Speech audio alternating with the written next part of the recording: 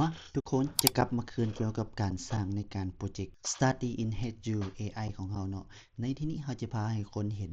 โดยรวมของโปรแกรมของเราจะเป็นแนวใดนั่นก็คือการสร้างระบบฐานข้อมูล Data ขึ้นมาเนาะแล้วก็ดึงข้อมูลตัวนี้ออกมาเราว่าจะเฮ็ดแนวใดถึงจะมารวมในข้อมูลตัวนี้เป็นเราดึงข้อมูลเป็นไฟล์ PDF เข้ามา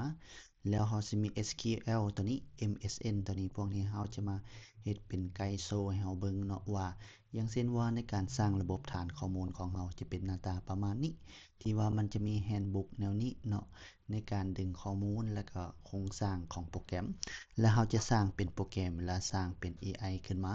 ให้ทุกคนได้นำใช้เนาะโปรแกรมของเราจะเอิ้นว่า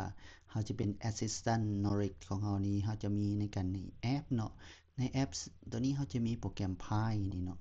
Pi นั่นก็คือมาจาก Python นี่เนาะอันนี้โครงสร้างภาษาที่เราจะนำใช้และพวกนี้ที่สำคัญก็แม่น RAG RAG นี่ Retrieval Augmented Generative นี่หมายความว่าการบีบอัดข้อมูลที่ว่าเป็นตัวเลขและดึงข้อมูลตัวนั้นมาใช้เพื่อเฮ็ดให้โปรแกรมของเราหรือ AI ของเราบ่ให้มันหลอนซึ่งมันจะเป็นสิ่งที่จำเป็นจะต้องได้ใช้เพราะว่าการพัฒนาของ AI มันพัฒนาไปไกลตลอดเวลาแต่ว่าสิ่งสำคัญที่สุดแม่นเราจะสร้างแนวใดเพื่อให้สร้าง AI บ่ให้หลอนมันเป็นไปบ่ได้ดอกที่ว่าโปรแกรม ChatGPT หรือ AI อื่นๆที่ว่าเขาจะพัฒนานั้นแล้วเขาจะมาเข้าใจโครงสร้างลึกของระบบของโปรแกรมที่เราต้องการใช้มันก็มีแต่พวกเรานี่แหละเป็นคนออกแบบแล้วก็สร้างมันเองขึ้นมาเพื่อในการจะเอามานำใช้มันได้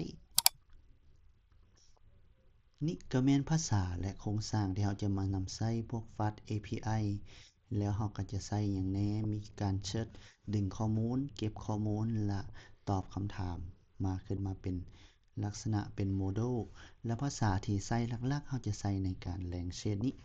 สำหรับคลิปต่อไปเราจะมาเข้า Step by Step เพื่อสร้างแนวใดให้ทุกคน